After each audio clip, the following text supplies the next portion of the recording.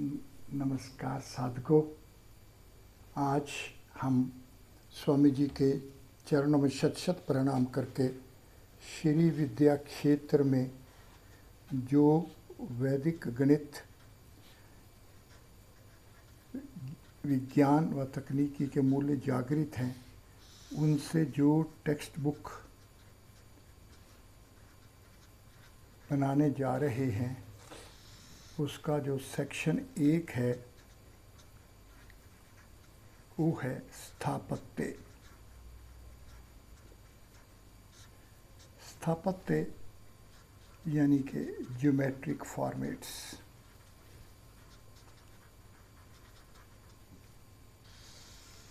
इसका जो lesson number 1 है वो है स्थापत्य मापदंड। और रज्जु, ये मौलिक मूल्य।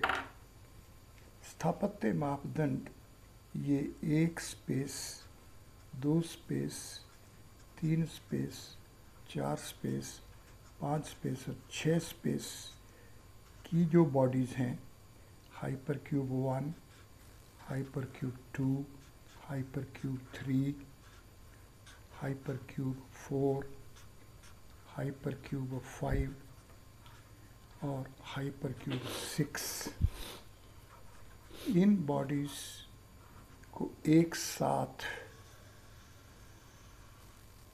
जो संयोग हो रहा है, इसका नाम है स्थापत्य मापदंड। ये फुल यूनिट के हाइपरक्यूब्स हैं, बॉडीज़ हैं, यानी कि ये -1, 0, 1 और 2, जिसका योग 2 होगा। 0, 1, 2, 3, 6, 1, 2, 3, 4, 10, 2, 3, 4, 5, 14, 3, 4, 5, 6, 18 और 4, 5, 6, 7, 22। ये इसकी व्यवस्था है। ये स्थापत्य मापदंड है।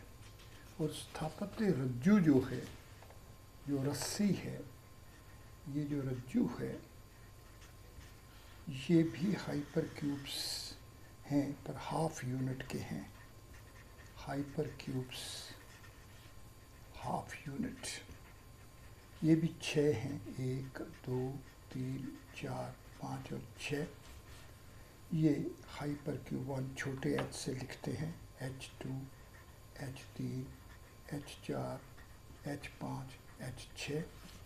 ये 1, 1.5, आधा और 0। इसका मूल्य 3 है। ये आएगा 1, 1.5, 2 और 2.5। इसका मूल्य 7 है। ये होगा 1.5, 2, 2.5 और 3। इसका मूल्य 11 है। ये होगा 2, 2.5, 3, 3.5। इसका मूल्य 15 है। ये होगा 2.5, 3, 3.5, 4 और 4.5। ये 19 है। और यहाँ पर होगा 3, 3.5, 4 और 4.5, ये 23 है। इस तरह से ये 2 अलग अलग मापने के व्यवस्थाएं हैं। फुल यूनिट में 1, 2, 3, 4, 5 और 6 में 2, 4, 2, 6, 10, 14, 18 और 22। और यही हाफ यूनिट में 3, 7, 11, 15, 19 और 23। ये व्यवस्था हमारे पास होगी, जिसके आधार पर आगे स्थापत्य किया जाएगा। स्थापत्य स्वयं में एक शब्द के रूप में जब इसको अपनाएंगे तो इसका मूल्य 22 है, जो कि हाइपर क्यूब फुल यूनिट 6 के बराबर है। तो यहाँ जानने की सबसे बड़ी बात जो ये है वो ये कि जब हम 6 अंक लिखेंगे तो इसका मतलब है हम 6 बार 1 लिख रहे हैं। ये जो 6 बार 1 लिख रहे हैं इसका मतलब ये हुआ कि ये जो 6 है इसके अंदर ये 6 व्यवस्थाएं हैं। यही 6 व्यवस्थाएं जब ये hyper cube 1, hyper cube 2, hyper cube 3, hyper cube 4, hyper cube 5, hyper cube 6, जैसे 6 के अंदर ये सब जागृत है, इसी तरह से इस हाइपर क्यूब 6 में जो ये हम इसका सिंबल ले रहे हैं इसके अंदर भी यही 6 व्यवस्थित हैं।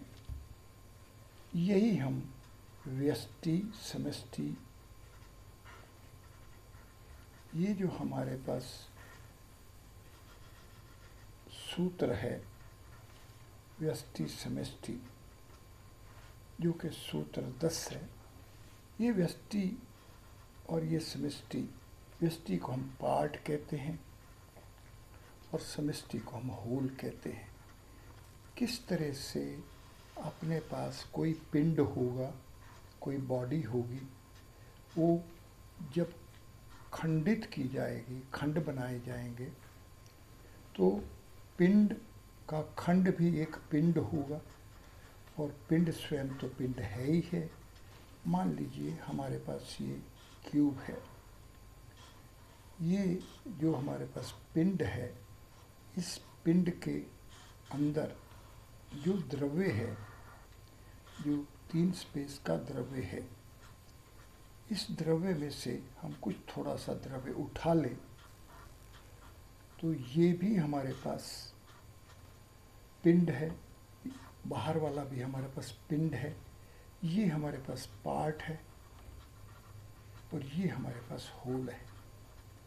किस तरह से पार्ट और होल एक जैसे होते हैं, यहाँ तक तो सामान्य व्यवस्था है कि हम कहें कि हमने एक मिट्टी का ढेला लिया और इस मिट्टी के ढेले से हमने 2 मिट्टी के ढेले बना लिए और इन 2 मिट्टी के ढेलों को हमने मान लिया कि ये दोनों एकत्रित होकर ये पहले वाला है। लेकिन जो अंदर का पिंड होगा और जो बाहर का पिंड होगा उसमें कितना अंतर है ये जानने की आवश्यकता है।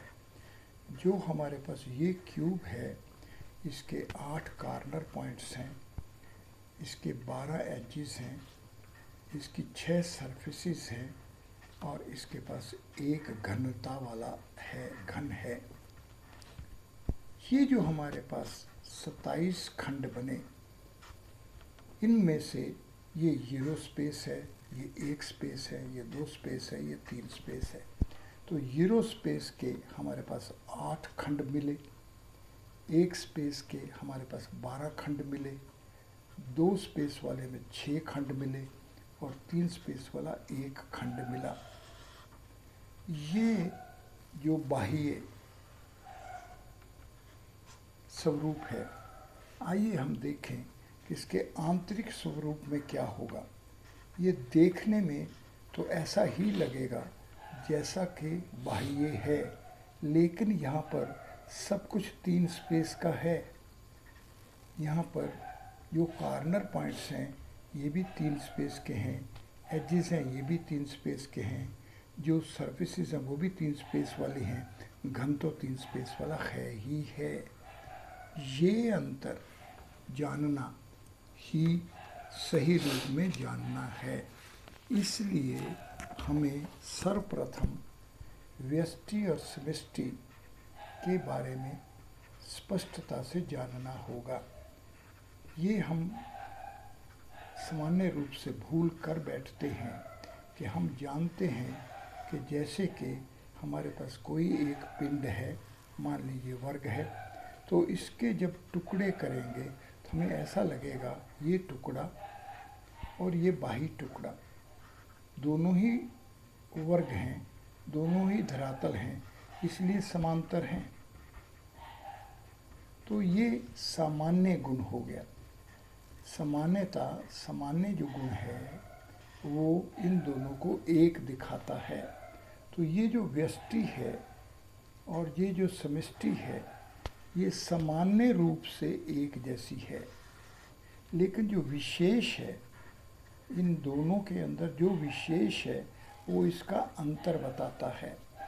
ये आंतरिक जो हमारे पास वर्ग है इसमें जो कॉर्नर पॉइंट्स हैं ये भी 2 स्पेस हैं, इसकी जो एजेस हैं ये भी 2 स्पेस हैं, इसका जो सरफेस एरिया है वो तो 2 स्पेस का है ही है। लेकिन जो बाह्य है इसके अंदर ये कॉर्नर पॉइंट्स जो 4 हैं ये 0 स्पेस की व्यवस्था है, इसके जो एजेस 4 हैं ये 1 स्पेस की व्यवस्था है, और इसका जो धरातल जो घन जो एरिया है ये 2 स्पेस की व्यवस्था है। ये जो अंतर है इस अंतर को जानना विशेष कहते हैं। तो हमें सामान्य क्या है और विशेष क्या है ये जानना होगा। सामान्य और विशेष, इनको सर्वप्रथम इन दोनों शब्दों को जानें। ये सामान्य 5, 11 और 10 ये 26 बनता है, और विशेष ये 9, ये 8 और 7 ये 24 बनता है। ये सामान्य और विशेष जब हम जान पाएंगे तो ही हम सोचेंगे कि हम स्थापत्य का जो स्थापत्य मापदंड है, ये जो मापदंड है ये मापदंड का देवता विष्णु है, और इसका जो माप है उसका देवता ब्रह्मा है। अब विष्णु 6 स्पेस का देवता है, ब्रह्मा 4 स्पेस का देवता है। ये 6 और 4 में क्या संबंध है ये जानने के लिए हमें जानना होगा ये 6 स्पेस डोमेन है और ये 4 स्पेस डायमेंशन है। हम जानते हैं कि हाइपरस्फिक्स में 4, 5, 6 और 7 है, ये डायमेंशन है, ये बाउंड्री है, ये डोमेन है और ये ओरिजिन है। हम यहाँ डायमेंशन में जाना चाहेंगे तो हम ब्रह्मा जी में जाना चाहेंगे, हम 4 स्पेस में जाना चाहेंगे, और यहाँ जाएंगे तो हम विष्णु के क्षेत्र में पहुँचेंगे। ये देखिए कि किस तरीके से 4 और 6 में जो अंतर है, 4, 5, 6 और 7 इन दोनों का अंतर 2 अंक का है। अब हमने देखा कि जो सामान्य है ये 26 है और जो विशेष है ये 24 है। ये जो 24 है ये डायमेंशन है और ये डोमेन है। अगर हम 3 स्पेस में होते तो हमारे पास ये जो 3 अंक आएगा, जो वॉल्यूम आएगी, और ये जो एक्सिस आएगी 1 अंक आएगा। इन दोनों के अंदर ये जो 2 का अंतर है ये असल में हमारे को डायमेंशन और डोमेन के अंतर के कारण से है। इसलिए जब हम सामान्य रूप में बातों को जानेंगे तो हमारे पास डोमेन दिखेगी, और जब विशेष रूप में जाएंगे तो हमारे पास डायमेंशन दिखेगी। इसलिए आज हम इस अध्याय में ये बात जानें कि हमारे पास वेद 4 विभाग वाला है, ऋग्वेद, यजुर्वेद, सामवेद व अथर्ववेद। ये अथर्ववेद का जो उपवेद है वो स्थापत्य उपवेद है, और स्थापत्य उपवेद का जो ग्रंथ हमारे पास आज जागृत स्वरूप में है ये इसका नाम है मानसारा, और मान का मतलब होता है मैयर। जिसका मतलब जिससे मापते हैं, मतलब ये हुआ कि ये हमारे पास डायमेंशन है। जब हम आज क्यूब को, 3 स्पेस को हमारे भौतिक जगत में जाते हैं तो हम इसके अंदर एक जो है, जो एक्सिस है, उस पर मापते हैं। इस एक्सिस का उपयोग करके ही हम इसके अंदर इसके कोऑर्डिनेट्स और आगे सारा काम करते हैं। और जब 6 स्पेस में करेंगे तो हमें सब कुछ 4 स्पेस, 4 अंक को मानकर ही करना होगा। मतलब हमें ब्रह्मा जी ही इसके मान हैं। ब्रह्मा 6 स्पेस का मान है और विष्णु 6 स्पेस का विधान है। तो ये मान और विधान, इनको जानना ही हमें सही रूप में जानना है। इसके लिए ही हम स्थापत्य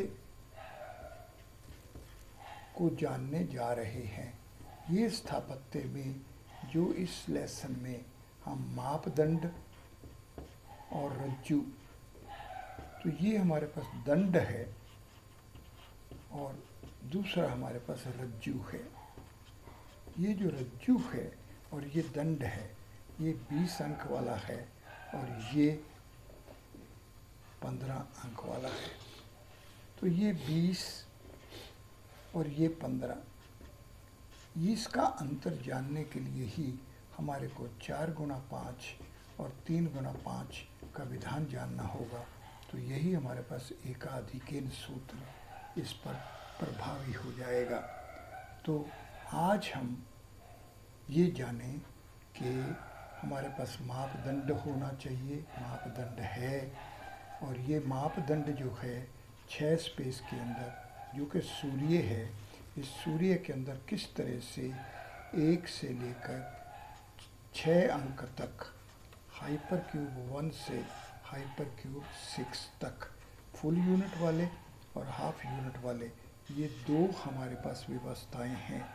जैसे ही हम इस 22 अंक की व्यवस्था और इस 23 अंक की व्यवस्था को, दोनों को एक साथ लेंगे तो ये 45 अंक की जो व्यवस्था है, ये ब्रह्म नव ब्रह्म की व्यवस्था बनेगी। और यही नव ब्रह्म की व्यवस्था ही जानने के लिए, यहीं तक पहुंचने के लिए ही इस स्थापत्य का ज्ञान है और इसी के लिए ही ये मापदंड बनाए गए हैं। तो ये दंड का उपयोग और ये रज्जु का उपयोग, रस्सी का उपयोग, ये 2 तरह का उपयोग है। और वेद की व्यवस्था जानिए कि ये जो रज्जु है, इसका जो देवता है वो वासुकी नाग है। तो ये जो नाग है, ये प्रकृति में किस तरह के गुणों वाला है, किस तरह से इस नाग में विष होते हुए भी जीवन भी है, तो किस तरीके से मृत्यु का भी जीवन है और जीवन की भी मृत्यु है। इसको जानने के लिए, यहाँ तक पहुँचने के लिए हमारे को इस दंड और रज्जु का उपयोग करना आना चाहिए। और ये नाग जो है, ये शिव जी के गले का हार है। तो ये 5 स्पेस है। तो विष्णु जी, ब्रह्मा जी और शिव जी, तीनों मिलकर 15 अंक बनता है और ये 15 ही रज्जु है। इसलिए जब रज्जु को जानना होगा तो हमें त्रिमूर्ति को जानना होगा। ये त्रिमूर्ति ही हमारे पास ब्रह्मा, विष्णु व शिव के स्वरूप में हमारे पास है। तो इस त्रिलोकी के बारे में पूर्णता जानने के लिए हमें त्रिमूर्ति के आश्रित होना होगा और यही हमें रज्जु से दंड तक पहुंचाएगी। रज्जु 15 है और दंड 20 है। ये आखिरी कोनों में पहुंचने का तात्पर्य 16, 17, 18 और 19 बीच में होना अनिवार्य है। ये टोटल योग इसका 85 बनेगा और ये हमारे पास इतने ही अनुवाक हैं। ऋग्वेद में साकल ऋग्वेद संहिता में जो 85 अनुवाक का विधान है वो यही विधान है। इस तरह से साधकों, हम आइए इस पाठ्य पुस्तक के निर्माण के लिए अपनी मानसिक स्थिति को उसी तरह सचेतन करें जिस तरह से हम सचेतनता को प्राप्त होंगे, उसी तरीके का मान हम प्राप्त कर पाएंगे। ये मैयर को जानना कि अगर हम रेखा से A⁻1 से अगर हम कुछ मापना चाहें और अगर हम धरातल से 2 स्पेस से मान मापना चाहें या घन के माध्यम से आगे चलना चाहें, तो ये अपने आप में एक विद्या है। इस विद्या को अपनाना है, इस मान को, मैयर को हमें जानना है। तो ये डोमेन और डायमेंशन के अंतर को हमारे को जानना है। इन दोनों का अंतर जानते ही हमें दंड और रज्जु के उपयोग में सहायता मिलेगी। और ये दंड और रज्जु दोनों जो 35 का योग बना रहे हैं, ये पूर्वेण है, एकाधिकेन पूर्वेण। तो पूर्वेण के लिए हमें दंड और रज्जु को जानना होगा। ये पूर्वेण है, इससे ही हमें एकाधिकेन में जाना है। इसलिए हमें जो एकाधिकेन 40 अंक है, ये कौन सा द्रव्य है जिससे ये 40 बन रहा है, तो हम देखेंगे कि ये 13 स्पेस जो है, इसका जो 12 स्पेस जो है, इसका जो द्रव्य है, ये ही हमारे पास एकाधिकेन है। तो ये 12 का अंक जो है, ये A⁻6 12 B⁻5 है। और 12 का जो अंक है, यही शिव का अंक है। और इसलिए 5 के जब विघटन किया जाएगा तो 5 3 3 और 1, ये 12 होगा। ये सारी व्यवस्था स्वयं में क्रम अनुसार जागृत हो रही है और इस जागृतता को अपना लेना ही अपनी मानसिक स्थिति को इसके स्वरूप बनाना है। साधकों, अभ्यास और वैराग्य से ही हम अपने मानसिक स्थिति को, अपनी बुद्धि को चेतना की अलग अलग भूमियों में जागृत गुणों को अपनाने के लिए समर्थ वाले हो पाएंगे। धन्यवाद।